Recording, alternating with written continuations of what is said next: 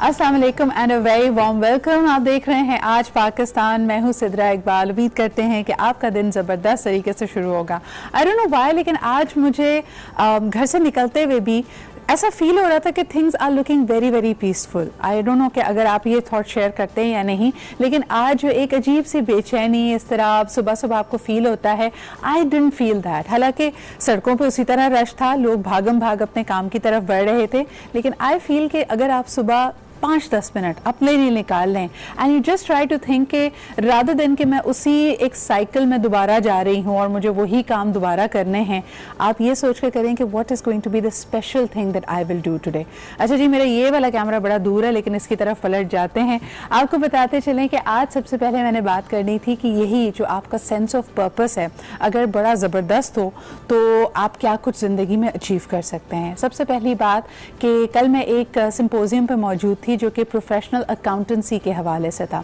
इसकी क्वालिफिकेशंस पे बात की जा रही थी और ये कहा जा रहा था कि how it will make you into a future ready talent, और उसका पावर क्या है। यानी आने वाला कल हम में से किसी ने नहीं देखा, लेकिन आज हम जितनी तैयारी करते हैं उसमें हमारी कोशिश होती है कि ना सिर्फ हमारा ये प्रेजेंट मोमेंट बेहतर हो, बल्कि आने वाला कल भी बेहतर हो। इसके ऊपर कई हमने प्रोग्राम्स किए हैं जिसमें ये बात की जाती है कि आने वाला कल तो एक फैलेसी है, हमें पता ही नहीं ये मुस्तकबिल कैसा होगा, लेकिन फिर भी हमारे आज के एक्शंस, हमारा आज का डिसिप्लिन, अगर आज हम अपनी सेहत का ख्याल रखते हैं, अगर हम अपनी टाइम मैनेजमेंट बेहतर करते हैं, पर्सनालिटी को ग्रो करते हैं, स्किल्स को एक्वायर करते हैं, ये हमें आने वाले कल के लिए बेहतर प्रिपेयर करेगी। तो आज सबसे पहले आपसे शेयर करती हूँ 5 थिंग्स दैट आई फील कि आने वाले कल में आपको ज़्यादा एक ज़बरदस्त किस्म का वर्ल्ड बिल्डर बना सकती हैं। इन सारी बातों का मतलब यही था कि सिर्फ और सिर्फ अपनी हासिल की हुई स्किल्स को, अपने काम को सिर्फ एक पेशा ना समझें, सिर्फ एक सैलरी कमाने का या अपना घर चलाने का जरिया ना समझें। आपका जरिया माश के अलावा you have a bigger purpose in the world. हो सकता है आपकी तालीम, आपकी रिसर्च, आपके काम से ना सिर्फ आपके इर्द गिर्द के लोगों हो, बल्कि हो सकता है पूरी इंसानियत को फ़ायदा हो। वो विजन आपके लिए रखना बहुत ज़रूरी है। और अक्सर मुझे लगता है the first defeat is when people start believing कि नहीं जी हम कुछ भी नहीं कर सकते, ये हमारे एक के कर लेने से क्या होगा। If you really look at it, इसी तरह आप मुनफरिद हैं दूसरों से। अगर हमारे इर्द गिर्द देखा जाए तो जो चीज़ आपको मुनफरिद बनाती है, टॉप क्लास बनाती है, टैलेंट होने में और टॉप टैलेंट होने में फ़र्क यही है। तो जी 5 थिंग्स जिसके बारे में मैंने आपसे बात की कि आपको ज़रूर बताती हूँ, आपकी स्क्रीन्स पे भी इस वक्त आ रही होंगी। 5 स्किल्स फॉर वर्ल्ड बिल्डर्स, यानी अगर आप दुनिया को एक बेहतर जगह बनाना है, खूबसूरत जगह बनाना है, तो वो क्या क्या चीज़ें। सबसे पहले मोनोमैनिकली फोकस ऑन वन टास्क। इस पर मैं पहले भी बात कर चुकी हूँ कि हमारे लिए बड़ा अहम है कि हम मल्टीटास्किंग, जो एक बहुत बड़ी फैलेसी है, हमें कहा जाता है कि हम बहुत सारे काम एक साथ कर सकते हैं, ये बिल्कुल भी मुमकिन नहीं है। आपका फोकस किसी एक ही जगह पे जाके रुक जाता है। तो काम ऐसा कीजिए कि अगर एक चीज़ को अपना प्रोजेक्ट बनाएं तो अपनी तमाम तर एनर्जीज उस पर फोकस करें। सेकेंडली, आपको एक ज़बरदस्त टीम बनाने की सलाहियत हासिल होनी चाहिए, क्योंकि single person can not achieve a lot, और आपको कोई भी ज़बरदस्त काम करने के लिए आपकी टीम का ज़बरदस्त होना बहुत ज़रूरी है। तीसरी चीज़, you have to detach from what the naysayers are saying. तनकीद आएगी, लोग बुरा भला भी कहेंगे, आपके हो सकता है इरादों को, आपकी नीयत को गलत भी गर्दानें, लेकिन आपको उनकी बातों से अपने आप को डिटैच करना है। थर्डली, वेरी इंपॉर्टेंटली, आपके अंदर एनर्जी होनी चाहिए। अगर आप अपने आप को थका मारा महसूस करेंगे, अगर आपके अंदर वो जो बेसिक ज़ील एंड ड्राइव है जिसके लिए आपकी नींद पूरी होना बहुत ज़रूरी है, आपकी ग़िज़ा का अच्छा होना ज़रूरी है, आपकी सोच का अच्छा होना ज़रूरी है, so you need energy to make anything happen. कुछ लोगों को देखें दिन में 15-15 मीटिंग्स करते हैं and they still on the go, whereas कुछ लोग ऐसे भी होते हैं जो एक काम करके समझते हैं हमने बड़ा तीर मार लिया, 2 घंटे काम किया है तो बस जी बहुत हो गई।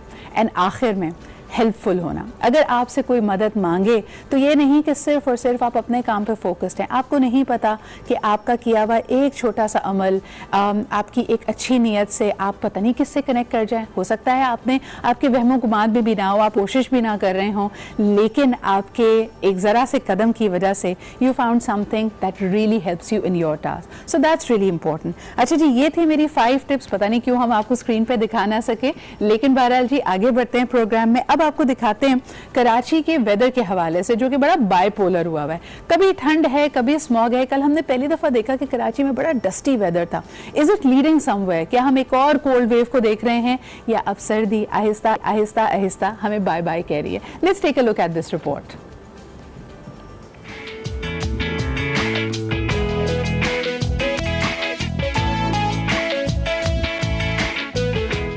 कराची में रात से ही ठंडी हवाएं चलने लगी। शहर कायद से सर्दी को मोहब्बत कुछ ऐसी हुई कि कुछ दिन के लिए गई और फिर लौट आई।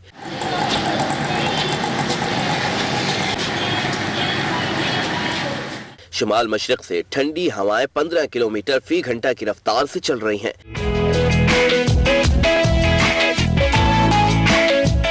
जाती सर्दी लौटी तो शहर के बासियों ने भी दोबारा गर्म मलबूसात पहन लिए। मौसम बहुत अच्छा है अल्लाह के हुक्म से। सब काम उसी का, अल्लाह के जात का। बहुत अच्छे हो रहा है, बहुत अच्छे। हवा भी आ रही है और धूप भी निकल रही है, तो अल्लाह के शुक्र मौसम अच्छा ही चल रहा है। शहर का कम से कम दर्जा हरारत 12 डिग्री सेंटीग्रेड रिकॉर्ड किया गया। महकमा मौसमियात के मुताबिक ठंडी हवाएं मजीद कुछ दिन तक चलती रहेंगी। 2 दिन बाद सर्दी मजीद बढ़ने का इम्कान है। जी, सर्दी दोबारा से बढ़ने का इम्कान है। ज़रा आगे पढ़ते हैं प्रोग्राम में। आपको बताते चलें जी, आटे के बहरान के हवाले से ज़रा प्रॉब्लम्स उसी तरह बढ़ रही हैं। उस्मा बुखारी साहिबा के घर के सामने जब उन्होंने एक प्रोग्राम में बहुत ज़्यादा बात की कि जी क्या हो रहा है, कैसे हो रहा है, आटा कहीं नहीं मिल रहा, तो एक ट्रक आया, नामालूम लोगों का था या पता नहीं किसका था, कि उन्होंने उनके घर के सामने ढेर कर दिए बहुत सारी आटे की बोरियाँ। इसके हवाले से उन्होंने क्या कहा वो हम आपको सुनवाते हैं। लेकिन आगे बढ़ते हुए आपको ये भी बताते चलें, something that I personally feel, हम इतनी ज़्यादा आटे की बहरान की बात कर रहे हैं, लोग एहतजाज कर रहे हैं, ठीक है, यकीनन कीमतें बढ़ी हैं और हो सकता है आपकी करीबी दुकानों पे आपको आटा मैसर भी ना हो, लेकिन क्या हमने सोचा है कि जो हमारे ओवरऑल रवैये हैं उनमें क्या तब्दीली आई है? आज आटे का बहरान है, लेकिन मैंने पर्सनली इसके ऊपर कई शोज़ किए हैं। आप सब अपने इर्द गिर्द की तकरीबात में इसको नोटिस करते होंगे कि हम खाना वेस्ट कितना करते हैं। आइए इसके हवाले से भी आपको एक रिपोर्ट दिखाते हैं कि हमारी वेस्टेज उसी तरह है। हम खाने को डस्टबिन में फेंकते हैं, अल्लाह की नेमतों का हम नाशुक्री करते हैं उसकी एक तरह से, और जब हमें नेमत करेंगे तो यकीनन उसमें कमी भी आएगी। Let's take a look at this report. आती हूँ, आप जहन नशीन कर लें, इसका ब्रेन टाटू बना लें। जब भी हम आटे या चीनी की बहरान की बात करें तो ज़रा नज़र डालिए उन प्लेट्स में जिसमें आधा खाया हुआ खाना हम दोबारा एक्सपेक्ट कर दें कि कोई उठा कर ले जाएगा, उसको डस्टबिन में डालते हैं, वो किसी के काम नहीं आता। तो जब भी आप किसी चीज़ के ऊपर कंप्लेन करें तो ज़रा अपने रवैयों पर, अपने जो अमाल हैं उस पर भी नज़रसानी करें। एक छोटा सा ब्रेक लेते हैं, will be right back.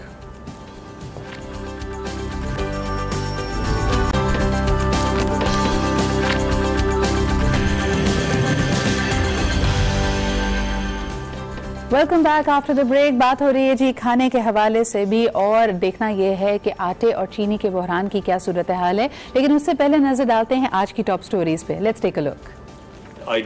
My government decided that from now onwards, Pakistan will only partner another country in peace. We would not become part of any other conflict. Pakistan जंग का नहीं, सिर्फ अमन का शराकतदार बनेगा। वज़ीर आज़म इमरान खान का दुनिया को 2 टोक पैगाम। आलमी इक़्तिसादी फोरम से खिताब में वाज़े कर दिया, अमरीका, ईरान और सऊदी अरब के मामले पर हमने अमन के लिए काविशें की, जंग किसी मसले का हल नहीं। ट्रंप से बात की थी कि जंग हुई तो तबाही होगी, मगर ट्रंप ने मेरी बात का कोई जवाब नहीं दिया।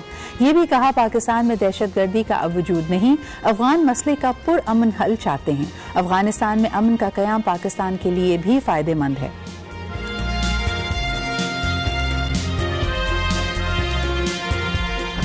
सब्जी की कीमतें उससे भी ज्यादा महंगी है, गैस आती नहीं, हम सिलेंडर इस्तेमाल करते हैं अभी तक। आटा नहीं मिल रहा, जो मिल रहा है वो आटा सही नहीं है। महंगाई हद से गुजर गया और गरीब और मजदूर के बस से बाहर हो गया, बेबस हो गए। अब लोग फाके खुशी पर आ गए। आटा बहरान जारी, गरीब का हाल बुरा, ताजिर भी महंगाई का रोना रोने लगे। आटे और चीनी के बहरान पर कोयटा के मेहनत कश भी सरापा एहतजाज। वजीर आजम ने आटा बहरान की तहकीकात के लिए कमेटी बना दी।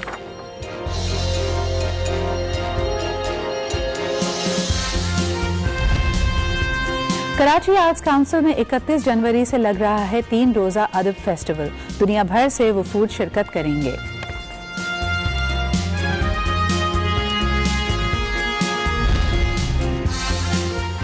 चौके लगेंगे, विकेटें गिरेंगी और होगी छक्कों की बरसात। लाहौर में हो गई इस बार क्रिकेट की बहार। बांग्लादेशी खिलाड़ी रंग जमाएंगे। मेहमान टीम महमूदुल्लाह की क़यादत में पाकिस्तान पहुंच गई। लाहौर एयरपोर्ट पर इस्तकबाल सीरीज की लोगों की रौनुमाई कर दी गई।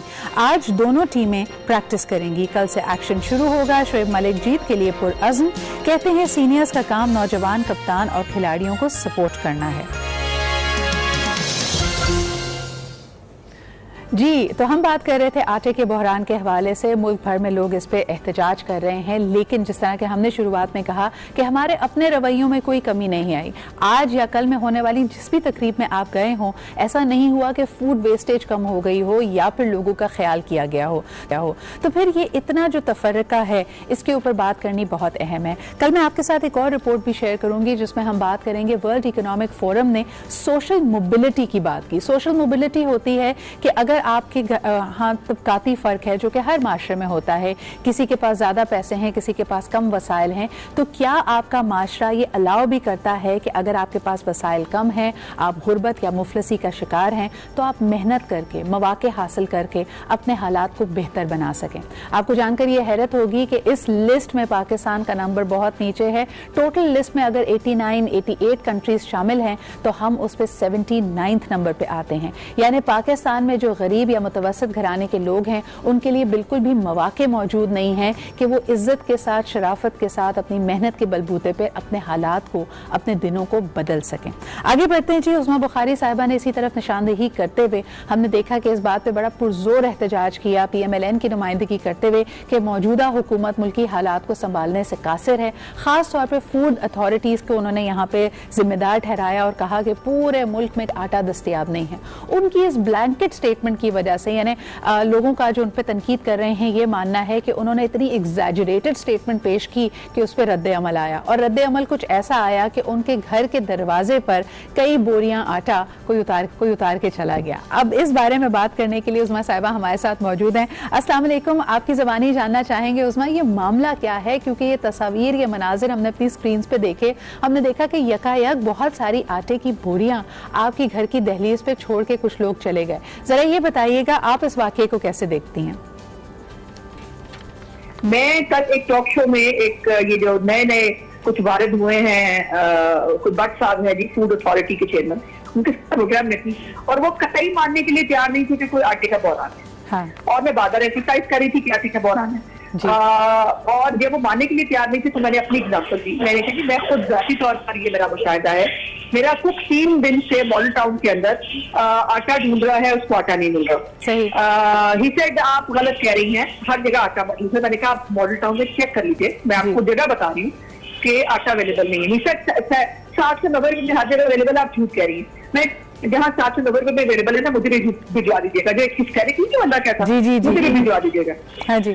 और आज सुबह 9:30 बजे एक ट्रक मेरे घर के बाहर आके खड़ा हुआ। मुझे कुक ने जो है वो कहा कि जी एक ट्रक आया, वो कह रही है सारा ट्रक आपका है। मैंने कहा सारा ट्रक हमारा है, क्यों, मतलब किसने भिजवाया?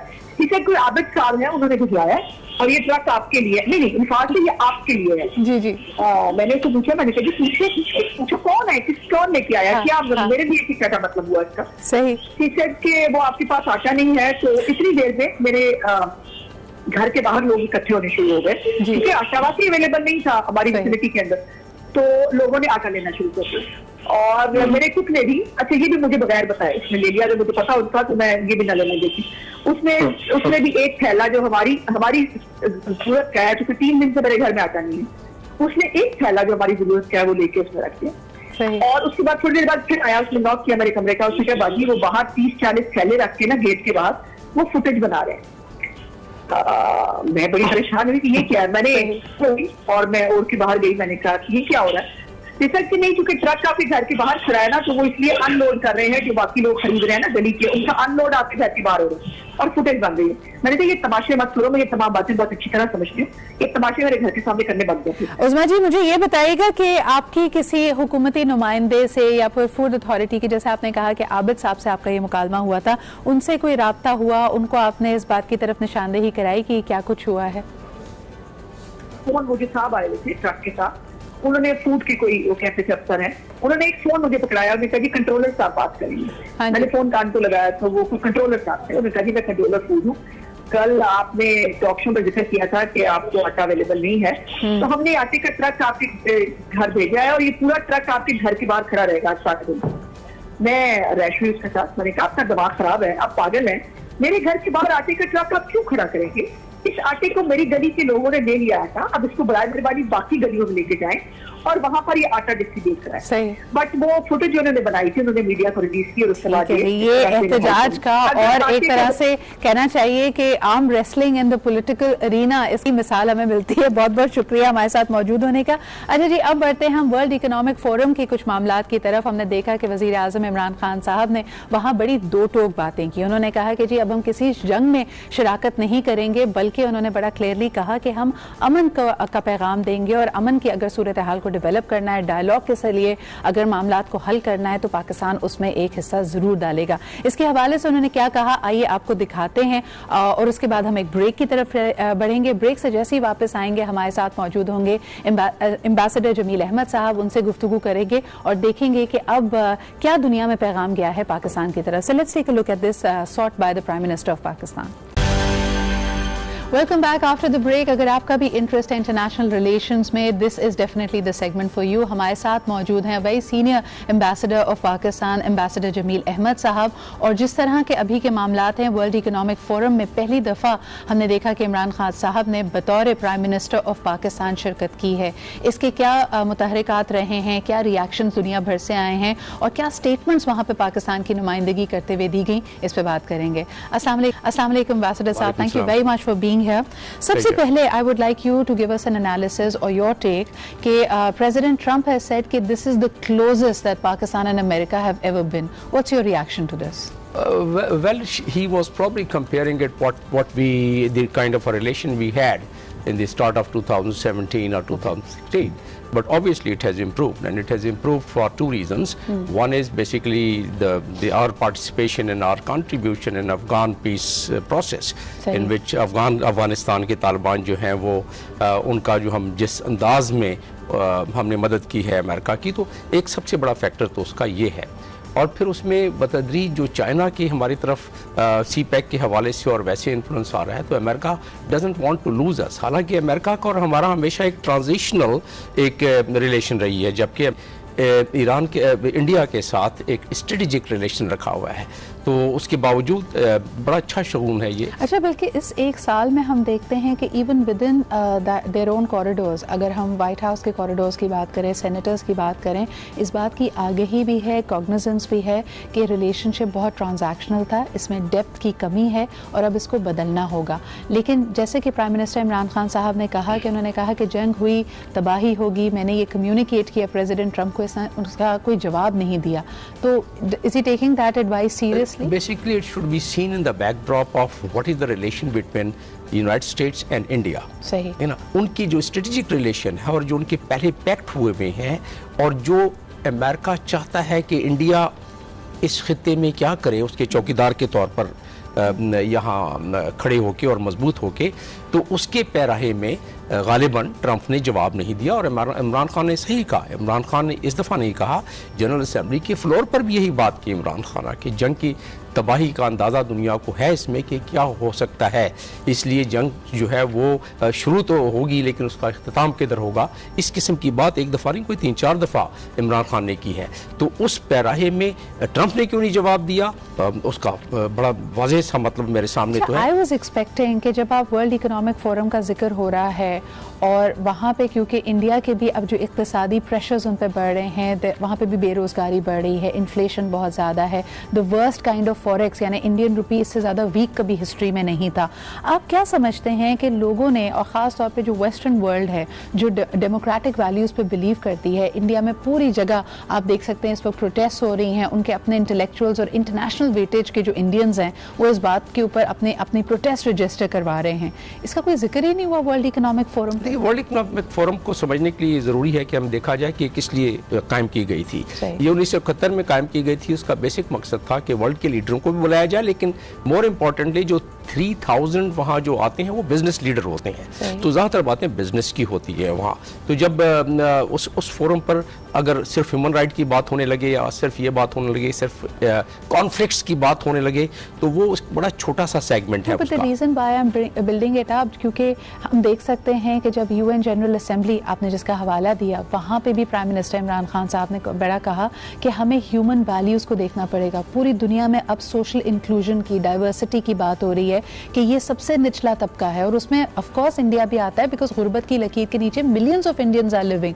तो वहाँ की सूरत हाल इक्तिसादी तौर पर भी दुनिया को इम्पैक्ट करती है। Are people not taking cognizance of that, specially the world? That's it, basically that relates to the human right violations. और ह्यूमन राइट वायलेशन की सबसे बड़ी एक अगर हठधर्मी देखा जाए इंडिया की, तो सबसे बड़ी हठधर्मी तो इंडिया की ये है कि इंडिया ने जो ह्यूमन राइट कमीशन की रिपोर्ट है, जो कि ह्यूमन राइट कमिश्नर ने आंसुओं और सिसकियों के साथ कैमरे के सामने रिलीज की, पूरी दुनिया ने देखा, और वो यूनाइटेड नेशंस की उसको स्ट्रेंथ है, उसको इंडिया ने इग्नोर कर दिया, और फिर उसको अपने एग्रेसिव डिप्लोमेटिक एफर्ट के साथ उसको मध्यम कर दिया काफ़ी ज़्यादा, कि जबकि close door meeting security council में भी हुई, तो उस क्लोज डोर मीटिंग में भी उसका इम्पैक्ट नहीं आने दिया। अच्छा, हम सोशल इंक्लूजन की तरफ आ जाते हैं, अपने मुल्क पे भी थोड़ी सी बात कर लेते हैं। एम्बेसडर साहब, अभी थोड़ी देर पहले मैंने अपने व्यूअर्स से शेयर किया कि वर्ल्ड इकोनॉमिक फोरम 2020 पे इस दफ़ा एक सोशल, अगर आप इस तबकाती निज़ाम जिसमें दुनिया में कुछ लोगों के पास कम वसाइल हैं, कुछ गरीब हैं, कुछ थोड़े बेहतर हैं, हाउ इक्विप्ड आर यू कि अगर आपके सबसे वल्नरेबल तबके से ताल्लुक हो तो can you climb up the social ladder? इस पर अनफॉर्चुनेटली पाकिस्तान की रैंकिंग 79 नंबर पे आई है, लोगों के पास नहीं है मौके। इसको एड्रेस करने के बारे में हमारी हुकूमत कुछ सोच रही है? कोई ऐसी इंडिकेशन? उसका इंडिकेशन तो इमरान खान ने भी दिया, इस वर्ल्ड इकोनॉमिक फोरम पे दिया जो आप बात कर रही हैं, उसी का इम्पैक्ट पाकिस्तान पे पड़ना चाहिए और गालिबन पड़ेगा आगे जाके। और उन्होंने कहा कि इस साल हमने या ये 16-18 महीनों में इमरान खान ने क्या किया है, वो इकोनॉमिक स्टेबलाइजेशन की, जिसकी वजह से खुद उन्होंने तस्करा किया और ये वर्ल्ड इकोनॉमिक फोरम पे तस्करा किया कि जिसकी वजह से लोगों को दुश्वारियाँ आई और उन पर प्रेशर पड़ा। लेकिन अब वो वक्त आ रहा है कि अब बेहतरी आएगी। एक तो ये चलिए फ्यूचर की बातें हैं ये। फिर उन्होंने ये भी तस्करा किया कि पाकिस्तान में 30 साल से गवर्नेंस का निज़ाम दरहम बरहम है और जिसकी वजह से करप्शन हुई है, और करप्शन की वजह से आर्मी पिछली हुकूमतों से खुश नहीं थी, और करप्शन की वजह से आर्म फोर्सेस के साथ रिलेशन सही नहीं था। ये इमरान खान ने वहाँ खुद बात की। तो अब आपकी सवाल का जो कंक्लूडिंग मेरा जवाब है वो ये है कि इमरान खान समझते हैं या PTI गवर्नमेंट ये समझती है कि स्टेबलाइजेशन, जो कि हमें भी नज़र आती है कि जो स्ट्रक्चरल चेंजेस करनी थी उन्होंने कर ली, अब उसका इम्पैक्ट ये मेरा ख्याल है कि आपके प्रोग्राम का इतना कम वक्त है कि उस पर ज़्यादा गुफ्तगू नहीं की जा सकती, लेकिन उसके इम्पैक्ट ये एक बड़ा क्वेश्चन मार्क है कि इम्पैक्ट कितने अरसे में होगा भी या नहीं होगा। इट ऑल डिपेंड्स कि what kind of a team and what kind of a implementing strategy do they have. You know, sometime one definitely becomes quite skeptical about the implementing tools what they have. सही। अच्छा जमील साहब, मुझे ये भी बताइएगा कि overall जैसे हमने देखा था कि last year Imran Khan Sahab had the opportunity, he could have represented Pakistan at the World Economic Forum, he chose not to. तो एक साल में जब अब ये पहली दफ़ा गए हैं, how effective did you find his participation? Did Pakistan have a very clear agenda in mind? आपकी नज़र में ये कैसा रहा? टाइम मैगजीन ने जो 5 लीडर्स थे उस पर फ्रंट पेज पे तस्वीर दी है इमरान खान की, इसमें तो इम्पैक्ट तो बहरहाल पड़ता है। और एक दूसरी चीज़ ये है कि जो हमें डिप्लोमेटिक इसका एक माइलेज मिलता है वो ये कि उन्होंने जिक्र किया कि पाकिस्तान पहले तो जंगों में हिस्सेदार बनता रहा है, लेकिन अब वो जंगों का हिस्सेदार नहीं, अब अमन का हिस्सेदार होगा। इसका इम्पैक्ट जो है वो एक डिप्लोमेटिक फोरम पे एक इमेज बिल्डिंग तो बहरहाल डेफिनेटली होती है। बाकी रहा सवाल क्योंकि इतने बड़े कॉन्फ्लिक्ट हैं दुनिया के इस खित्ते में इस वक्त, अमेरिका के हवाले से अगर देखा जाए और ईरान के हवाले से देखा जाए और अमेरिकन एलाइज के हिसाब से देखा जाए, very relevant. तो we are not really that much, but still at least the image that we are talking on those lines and we don't have any choice but to. एक सवाल मैं आपसे ज़रूर करना चाहूँगी and you know especially in terms of how the world diplomacy works.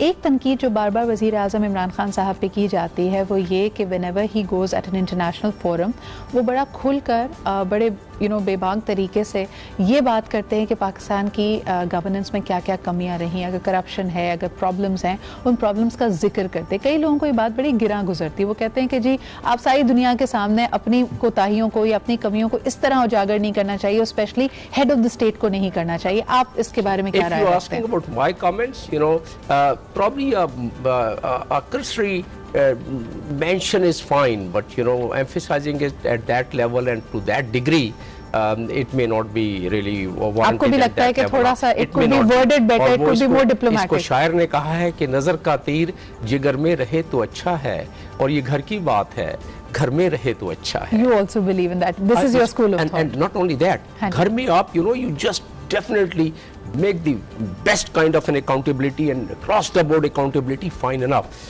But at the World Forum, where we have about 3,000 world leaders and all top class leaders who are taking their positions for investment in various part of the country, because they factor in all these ये जो statements होती हैं, इसको factor in करते हैं अपनी feasibility बनाने में, तो उसमें कभी-कभी उसका negative impact भी पड़ जाता है. Absolutely. बहुत बहुत शुक्रिया एम्बेसडर साहब for being here with us. एक छोटा सा ब्रेक लेते हैं, ब्रेक के बाद वापस आते हैं and we'll have मिलो Pakistan with us. So don't go anywhere and stay with us.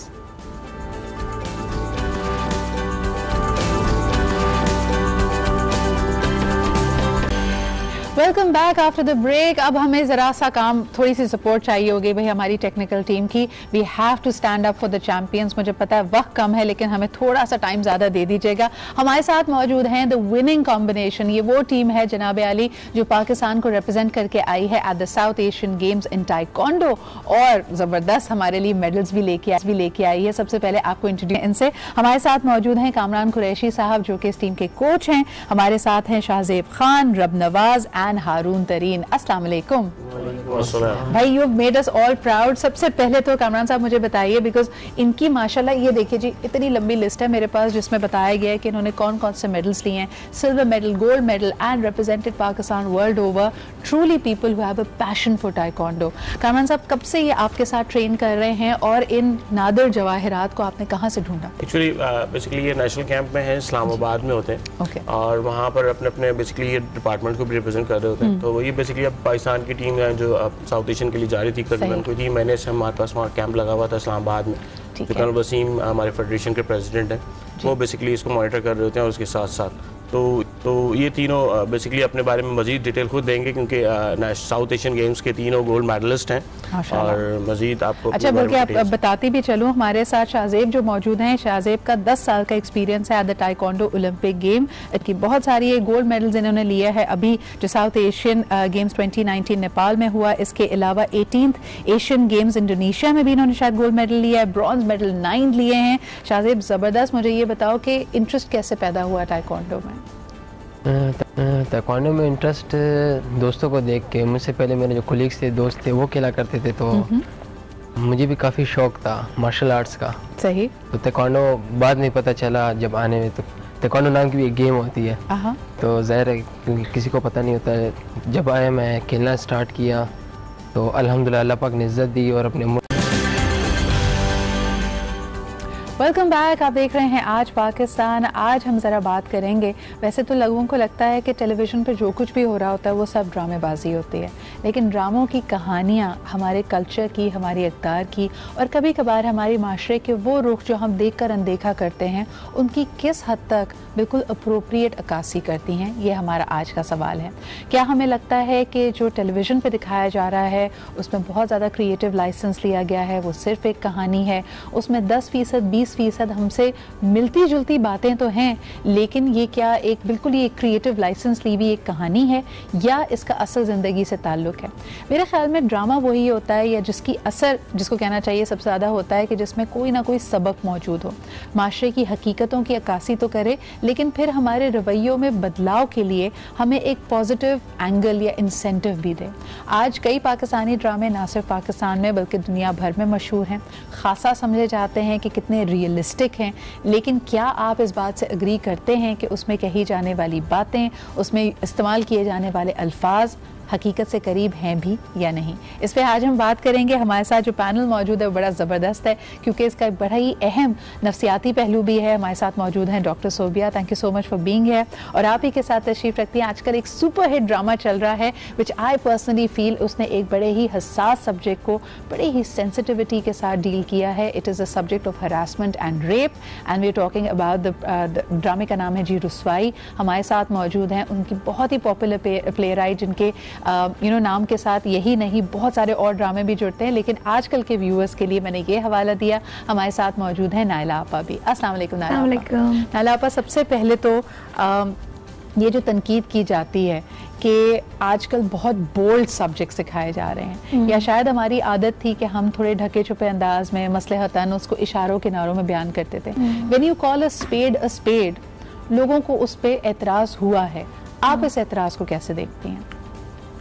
मुझे समझ में नहीं आ रहा कि क्यों एतराज़ हुआ है, क्योंकि माशरा अगर आप देखें तो बाकायदा एक एनिमल्स का माशरा बन गया है। हर चीज़ बहुत खुलकर सामने आ रही है और मेरे ख्याल में तो एक इमरजेंसी सी नाफिज हो गई है when it comes to harassment, चाहे किसी भी लेवल का हो।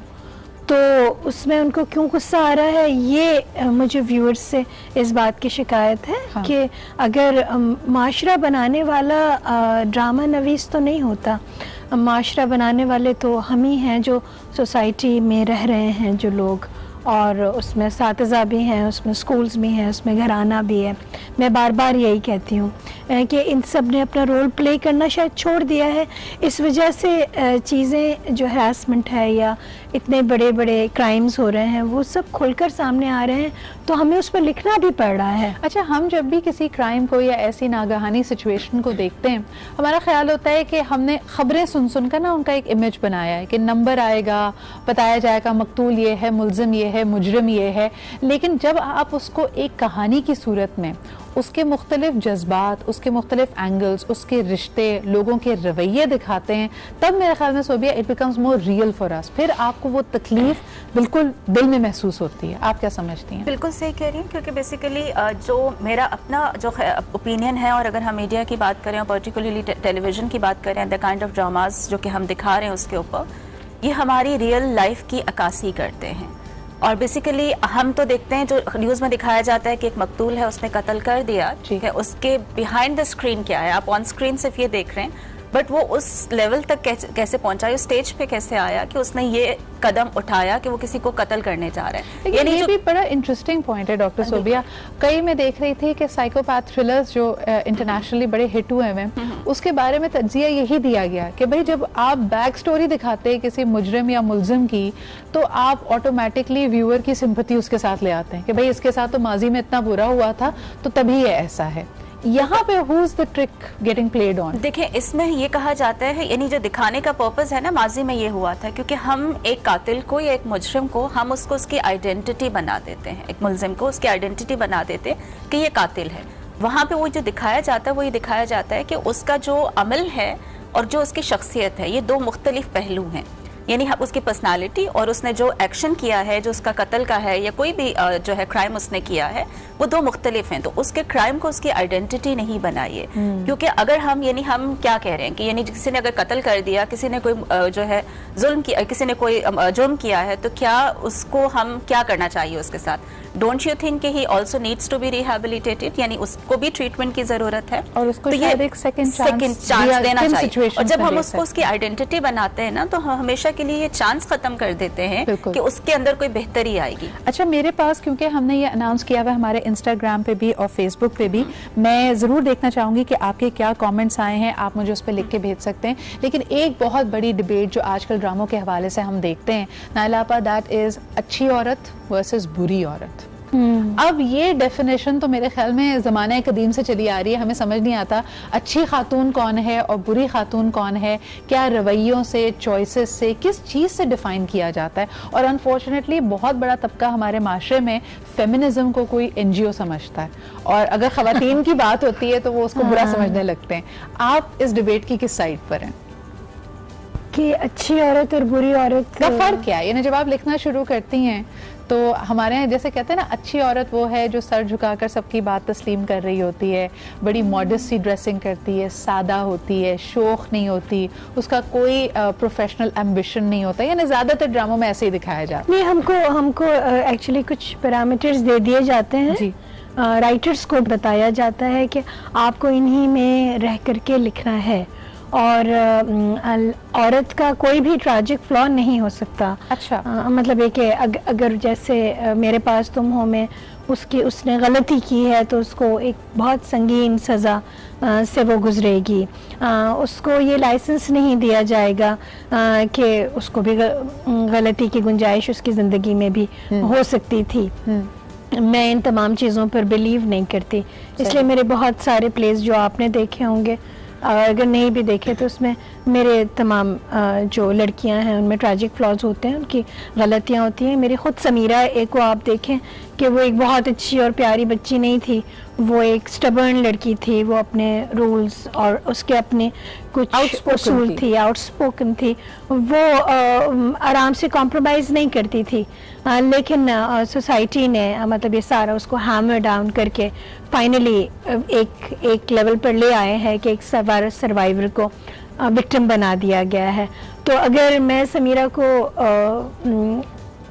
को अगर आम नज़र से देखा जाता तो कहा जाता ये अच्छी लड़की नहीं है, she is not a good girl. Good girl is Warda, because वो किचन में जाती है, वो खाने पकाती है, वो जी करती है, वो अच्छी बच्ची है, यू नो, एंड वो किसी चीज़ को धक्का नहीं देती, वो तो उठा करके चमचा भी फेंक देती है ना, उसको घर से निकालते हैं तो घर के बाहर ही बैठी रहती है, घर के बाहर ही बैठी रहती है। तो she is a good girl, you know, she is somebody जो who actually worries about the household and everything. और यहाँ पर ये लड़की है जो लेकिन फिर ये सवाल पैदा होता है नालापा, इस तरह की अच्छी लड़की या अच्छी खातून दिखाकर हम ये जो स्टीरियोटाइप्स हैं उसको और ज़्यादा तकवीयत दे रहे हैं, उनको और ज़्यादा स्ट्रॉन्ग बना रहे हैं। इस पर हम बात करेंगे। आप भी मुझे कॉल करके बताइए, नंबर आई होप कि स्क्रीन पे चल रहा हो, आप मुझे कॉल करके बताइए कि आपके ख्याल में जो ड्रामों में अक्कासी की जाती है एक अच्छी खातून की या एक फर्माबरदार बेटे की, वो कितनी रियलिस्टिक है, और अगर कोई उसको 100% अपना आइडियल मान के उसको फॉलो करने लगे तो क्या आपको लगता है कि पर्सनल लाइफ में इतनी स्मूथली ज़िंदगी गुजरेगी जैसे गुजर रही है?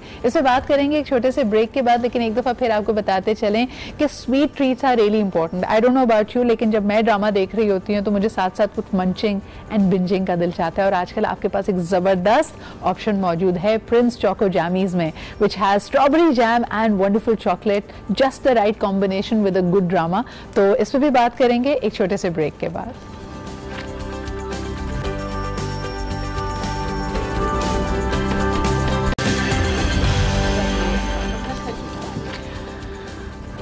वेलकम बैक जी। बड़ी इंटेंस डिबेट हो जाती है।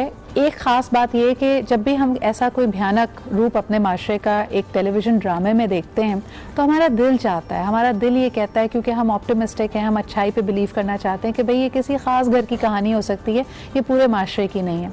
लेकिन आप ज़रा सा लेयर्स को अगर कुरे दें, you will find more reasons, more and more such situations जहाँ पे आपको पता चलता है कि this is more prevalent than you understand. ये ज़्यादा फैला हुआ है, आपकी और मेरी निगाहों से ओझल तो है, लेकिन ऐसा नहीं है कि the evil is not around us. हमें अब प्रोग्राम में ज्वाइन किया है जुनैद भाई ने भी। अस्सलाम वालेकुम जुनैद भाई, थैंक यू सो मच। तो ये जो बढ़ती हुई माशरे की बुराई है, घिनौना रूप है, जब इसको दिखाया जाता है ड्रामे में तो ड्रामा नवीस या एक्टर्स या बनाने वालों को बुरा कहा जाता है, लेकिन माशरे में ये अंडरकरंट मौजूद है, वहाँ पे कैसे इसकी निशानदेही हो, रोका कैसे जाए। अभी हम ब्रेक में भी यही बात कर रहे थे कि ये लर्नड हेल्पलेसनेस है कि हम अपने आप को इसमें बंधा हुआ पाते हैं, और कहना या दूसरे को जज करना बड़ा आसान है कि इसके खिलाफ आवाज़ उठाओ, लेकिन नहीं कर पाते लोग। आप क्या कहेंगे? बिल्कुल ठीक। वक्त करता है परवरिश बरसों, हादसा एकदम नहीं होता। 15 बरस पहले जो एक हमारे यहाँ वबा फैली थी ना इंडियन ड्रामों की सूरत में, जिसने हमारी तहजीब को, हमारे कल्चर को, हमारी नॉर्म्स को, हमारे इक़दार को बहुत बेदर्दी के साथ रौंदा, उसकी एक्सटेंशन फिर हमें पाकिस्तानी ड्रामों के अंदर नजर आई। और ये कहकर नजर आई कि चूंकि लोग ये देखना चाहते हैं लिहाजा हमें ये दिखाना है, और इससे TRPs आती हैं, इससे रेटिंग्स आती हैं। नतीजा क्या निकला कि हम रवा रवी के अंदर और इस TRPs की जंग के अंदर इतना बह गए कि जो हमारी बेसिक्स थी, जो हमारा कल्चर था, जो हमारी नॉर्म्स थी, हमने उसको फरामोश किया, और हम पब्लिक को उस तरफ ले गए या सोसाइटी को उस तरफ ले गए जहाँ तसादुम के अलावा या तबाही के अलावा कुछ नहीं था।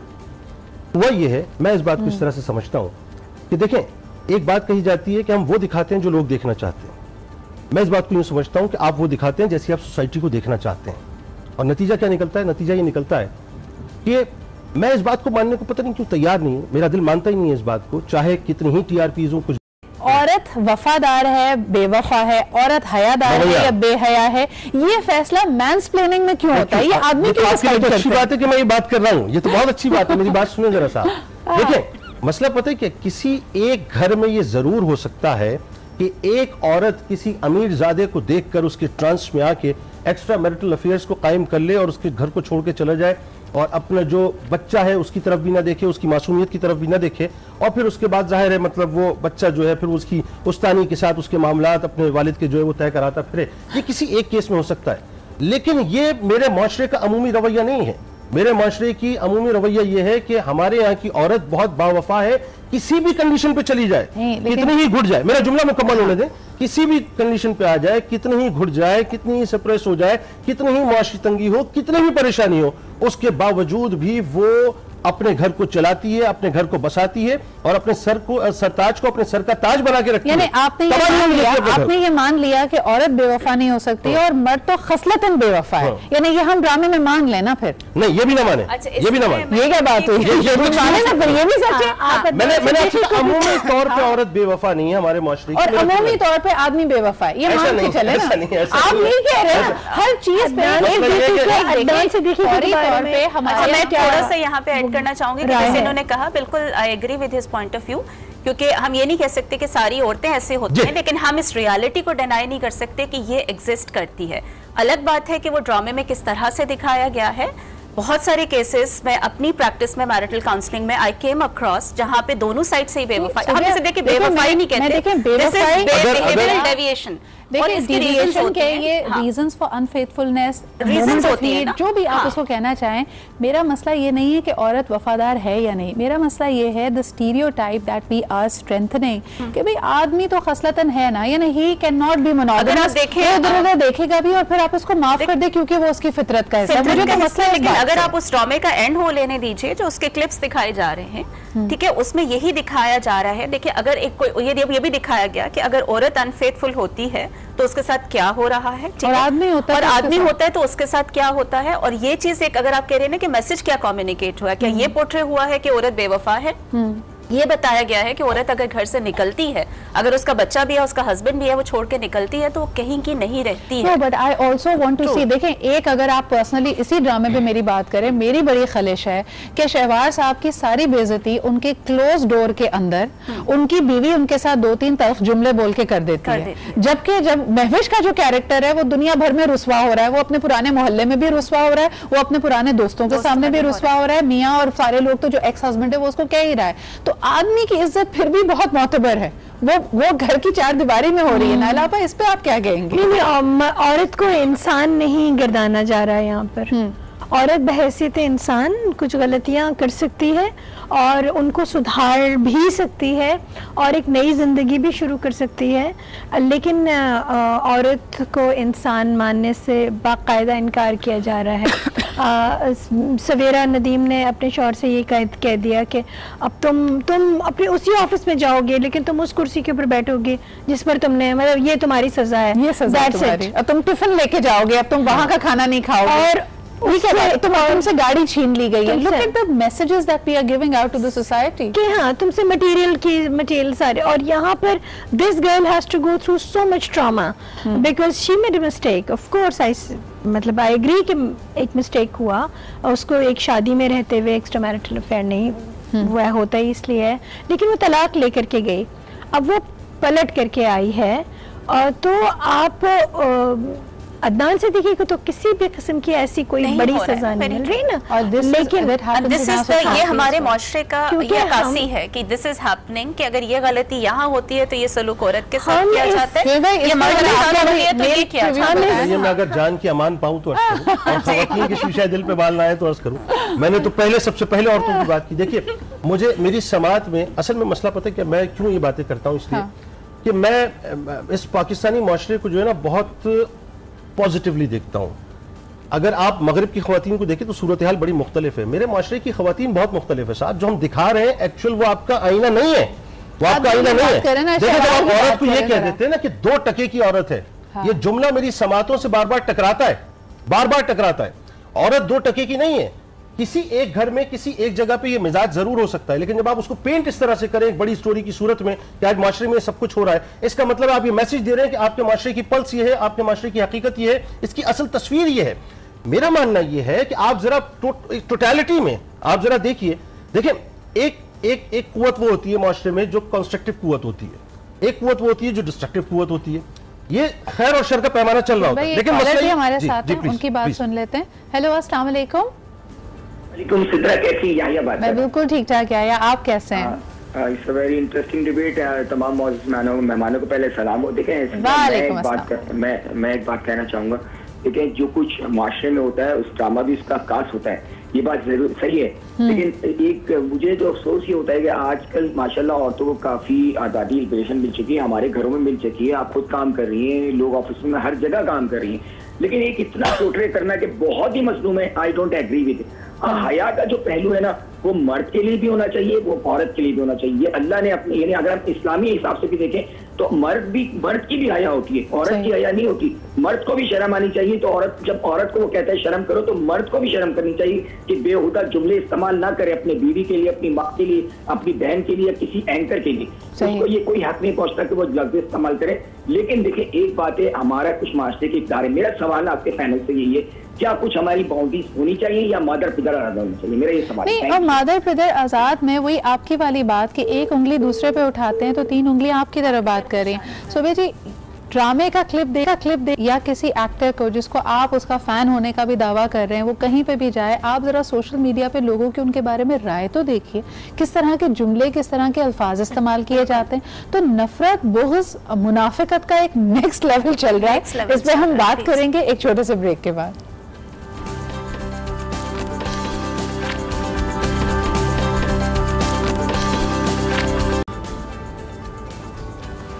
Welcome back after the break. आप देख रहे हैं आज पाकिस्तान। सबसे पहले जी आपको बताते चलें, प्रिंस चोको जामीज अगर अभी तक ट्राई नहीं किए हैं, do that because it's a brilliant chocolate bar with strawberry jam and it is a best treat in the time of winters. आपको बड़ा मजा आएगा because it's nice and sweet and the perfect companion for binge eating while watching a drama. और बात हम कर रहे हैं ड्रामों की, तो एक कॉलर भी हमारे साथ है, उनसे बात करते हैं। हेलो, अस्सलाम वालेकुम। वालेकुम अस्सलाम, कैसी हैं आप? जी बिल्कुल ठीक ठाक। कौन साहबा कहाँ से बात कर रही हैं? मैं सरवत जहाँ बात कर रही हूँ, कराची से। आपके रेजी रातुल दीन के बहुत अच्छे होते हैं। मुझे कहना था कि ड्रामे हकीकत के काफी तो करते हैं, लेकिन जैसे इनका ड्रामा रुसवाई है उसके मुतालिक, और मेरे पास तुम हो के मुतालिक बात करनी थी।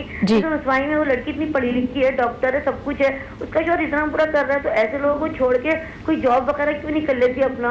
वो सही, आपका सवाल बड़ा वैलिड है। और ये दूसरी रुसवाई के वो मेरे पास तुम हो के मुतालिक ये कहना है कि अगर राइटर इसमें ये दिखाएगा ना तो बड़ा गलत है माशरे में कि वो उसको तलाक दे चुका है, फिर उसके पास जाकर है प्रोमो से यही लग रहा है, तो ये गलत है। ऐसी लड़की को तो माफ नहीं कर दिया, इतने अच्छे मोहब्बत करने वाले शौहर और बच्चे को छोड़ के वो कैसे गई? और फिर अब अगर वो मिल जाता ड्रामा तो फिर तो वापस नहीं आती ना, अगर वो नहीं मिला तो आ गई। सर जी आप सारे ड्रामे देख रही हैं तो मुझे बताएं, एक और नया ड्रामा चल रहा है, हिरा मानी उसमें लीड कैरेक्टर में है। उसमें दिखाया गया कि 2 महीने अभी शादी को हुए हैं और एक तलाक दे दी गई है। उस पर आपका क्या रद्द अमल था? आपको क्या लगा? वो गलती ड्रामा आ रहा है। मैंने इतना देखा, चचा के घर शादी हुई थी, वो बिल्कुल गलत था जो उनकी सास कर रही थी, 2 महीने में दे दी उसके मुझे, लेकिन गलत किया। इतनी जल्दी भी नहीं। खाला का बेटा था, मोहब्बत करता था तो सोचना चाहिए था खाला को भी। अच्छा जी, बहुत शुक्रिया, thank you so much for calling in. 2 सवालों की तरफ जाते हैं, लेकिन सबसे पहले हमारे फेसबुक पे भी कुछ कमेंट्स हैं, आपको इंक्लूड करना चाहूंगी। उन्होंने कहा, आदिल जाहिर साहब कहते हैं, good morning, yup they are painting the right picture of our society up to some extent because some time they exaggerated most of the characters which are considered as best, but to me it's the worst aspect of Pakistani dramas these days. इसके अलावा जी हमारे पास आया है अजीम अब्बास का message. उन्होंने कहा, आजकल का ड्रामा हकीकत से बहुत दूर है। जब से ड्रामा कमर्शियल हुआ है उसका नेगेटिव इम्पैक्ट सोसाइटी पे पड़ रहा है। किसी ज़माने में पीटीवी के ड्रामे हमारे मसाइल की हकीकी अक्कासी करते थे और 8 बजे इनको देखने के लिए सड़कें सुनसान हो जाती थी। अब वैसे आज भी यही हालात है। अभी जो आने वाली है ना आखिरी किस्त, इससे पहले लोगों ने पहले ही प्लान बना लिए हैं कि हम बाहर नहीं निकलेंगे। बट नायला आपा, जो आपके लिए सवाल था, उन्होंने कहा इतनी पढ़ी लिखी खातून है, आपने कहा कि from survivor she is being pushed to the victim level. बहुत सारे लोग सिंपैथाइज कर रहे हैं, वो कह रहे हैं क्यों नहीं खड़ी हो रही है अपने हुकूक के लिए। हाँ देखिए, ये सीरियल है और स्टेजेस के साथ जो है वो लिखा गया है। तो पहले वो एक स्टबर्न लड़की थी और she was an independent girl और जो अपने हक के लिए लड़ा करती थी, लेकिन फिर with the pace of time जब इतना बड़ा हादसा हुआ तो तमाम रिश्तों ने धीरे धीरे अपने रंग बदलना शुरू किए। तो वो भी एक इंसान थी जो टूटी और अब वो पूरी तरह टूट गई है। अब उसको सिमटना कब है, उसका इंतज़ार करना होगा आप लोगों को। एक सवाल, यानी आपने जितना उसका ट्रॉमा दिखाया है वो लोगों के रवैयों का ट्रॉमा दिखाया है, उस सानहे अपने का जो उसके ऊपर इम्पैक्ट पड़ा है वो मुझे लगा एज अ व्यूअर कि कहीं उस पर ज्यादा बात नहीं होती या वो उस पर, क्योंकि अगर सबका रवैया बहुत पोलाइट और बहुत अच्छा भी होता है, doctor Sobi you can tell me about that. इसमें जैसे उसका देखें वो जो ट्रॉमा हुआ वो ट्रॉमा के ऊपर ट्रॉमा से गुजर रही है, तो वो एक्चुअल ट्रॉमा तो वो वाली चीज है ना कि अभी जो बाद के ट्रॉमाज हैं उससे वो उन्हीं को कोप अप नहीं कर पा रही है। तो ऐसा नहीं है कि उसका इम्पैक्ट नहीं हुआ। अगर आप उसके रवैये में देखें जो तलखी है, या जो उसकी अगर माँ भी उससे कह रही है कि तुम ज्यादा बोलती हो, वो तलखी क्या है, वो बेसिकली वही तो है ना। तो कहीं ना कहीं वो ट्रॉमा अपनी जगह पे मौजूद है। जब वो इन ट्रॉमा से कोप अप करके निकलेगी, अगर आप उसके बिहेवियर्स को देखें, जो बाकी उसके रिलेशनशिप्स को देख रहे हैं, जो इंटीमेसी से रिलेटेड है, फियर डेवलप हो गया, ये सारे उसी ट्रॉमा से रिलेटेड तो हैं। लेकिन क्योंकि होता ही है ना कि एक ट्रॉमा से गुजरे उसके बाद जो सोसाइटी के रवैये और वो सब जो होते हैं ना, कहीं सप्रेस कर देते हैं उस ट्रॉमा को। लेकिन हम ये कहें कि उसका इम्पैक्ट उसकी लाइफ लॉन्ग नहीं आएगा, किसी भी स्टेज में उसकी लाइफ पे जाके ये इम्पैक्ट आप ये कहते हैं ना ट्रॉमा से, क्योंकि आखिरी 2 या 3 मिनट हैं उसमें मैं जुनैद भाई से एक बड़ा पर्टिकुलर सवाल करना चाहूँगी। देखिए, औरतों की अक्कासी, उनका जो कैरेक्टर किरदार नवीसी की गई है उस पर बड़ी बहस होती है। जुनैद भाई, एज अ मैन आप जो मर्दों के किरदार लिखे जा रहे हैं उससे किस हद तक इत्तेफाक करते हैं और आपको लगता है कि ये इत्मीनान बख्श है? नहीं, मैं ज़ाहिर है इत्मीनान बख्श तो बिल्कुल मतलब बात नहीं, इसमें तो कोई दूसरी राय नहीं है कि कोई काम ऐसा नहीं हो रहा। और मुझे तो ऐसा लगता है कि हम कोई एक अजीब ही ये समझ लीजिए कि एक तिलिस्म की दुनिया के अंदर है। मेरा माशरा 200-400 करोड़ का माशरा नहीं है जहाँ पर ड्रामे में आप 200-400 करोड़ की बात करें। मेरा माशरा जो है वो उरियानी फहाशी और बेहयाई और बेशर्मी का जो है वो शाखाना नहीं है कि जहाँ पे आप ये तमाम चीज़ें दिखाएं। मेरा माशरा वो नहीं है कि जहाँ पर सिर्फ सास बहू, औरत मजलूम, औरत बुज़दिल, औरत को मारो, औरत बदकिरदार, औरत बेवफा, ये मेरा माशरा नहीं है साहब। मेरा माशरा ये नहीं है कि जहाँ पर आप जो है वो लोगों को इस तरह से पेंट करें, माशरे को इस अंदाज से पेंट करें कि इंसान जो एक आम आदमी है वो अपने आप को उससे अटैच नहीं कर पाए। मेरा माशरा वो है कि जहाँ पे आपको देखना पड़ेगा कि लसबेला पर झुग्गियों में आग लग जाती है, लोगों के मसाइल हैं, आटा लोगों के पास मौजूद नहीं है या है, दोनों सूरतें हैं। अब उसमें किस तरह से उसकी क्या गिमिक है वो अल्लाह जानता है। चीनी के मसाइल आपके सामने हैं या नहीं है, ये मेरे माशरे की हकीकत है।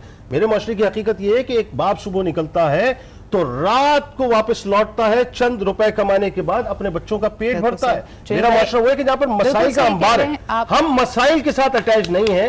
हम कमर्शियलिज्म में इतने आगे बढ़ चुके हैं साहब कि हमने वो दुनिया लोगों को दिखाई है कि जिस पर अब कौम ने अगर चलना शुरू कर दिया, जो कि चल रही है, तो नतीजा सिवाय डिजास्टर के और कुछ नहीं। No, I absolutely agree with a lot of things that you have said, लेकिन इसके साथ साथ जिस पॉइंट पे मैं आना चाह रही थी कि मर्दों की किरदार की अगर बात की जाती है तो उसके अंदर आधे साधे लोगों को या तो बहुत अग्रेसिव दिखाया जाता है या बहुत खामोश दिखाया जाता है।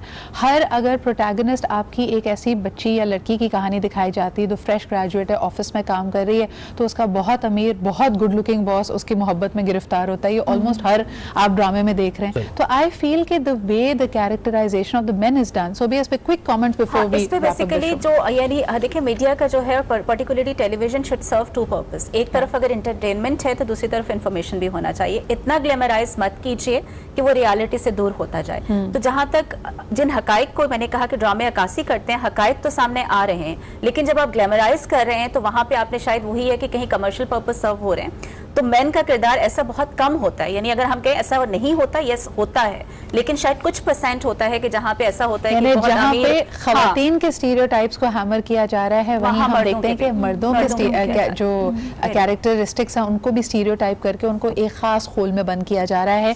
लेकिन ये किस हद तक हमारी हकीकत से करीब है? कहाँ आपको लगता है कि यहाँ पे अगर अच्छाई शो करेंगे तो वो अच्छाई ट्रिकल डाउन करेगी? आई थिंक जो मैं जुनैद भाई की बात समझी हूँ कि हो सकता है माशरे के कुछ तबकों में ये रियलिटी हो, लेकिन जब आप बुराई को मजीद उजागर करेंगे तो शायद लोग उसकी तरफ और माइल होंगे। वो कहते हैं जहां तक चले आए बातों ही बातों में कुछ और खुल जाएंगे दो चार मुलाकातों में। अच्छाई आप ज्यादा दिखाएंगे तो शायद उससे लोगों को सबक मिलेगा। हम इंडियन ड्रामों की बात करें तो उन्होंने ये सबक सीख लिया। आप उनके मेन स्ट्रीम पे देखें, छोटे शहरों की, देहातों की कहानियां दिखाते हैं और उसके अंदर दिखाते हैं पूरा माशा, पूरा घर अगर अगेंस्ट भी हो, लेकिन बीवी ने ख्वाब देखा है जी वो पुलिस इंस्पेक्टर बनना चाहती है, तो एक हलवाई हस्बैंड भी उसको उस ख्वाब की तकमील में काम करता है। So I think we need to show more positive things. Urban representation बहुत है, रूरल बिल्कुल भी नहीं। अर्बन है, 3 शहरों की कहानी है, एक खास एथनिक उसकी कहानी है। उर्दू ज्यादातर लोग उर्दू ही बोलते हैं, हमारे यहाँ सिंधी हैं, पंजाबी हैं and Pathan, Balochi. Thank you so much Naila आपा for that and doctor Sobia और जुनैद भाई यहाँ पे मौजूद होने के लिए।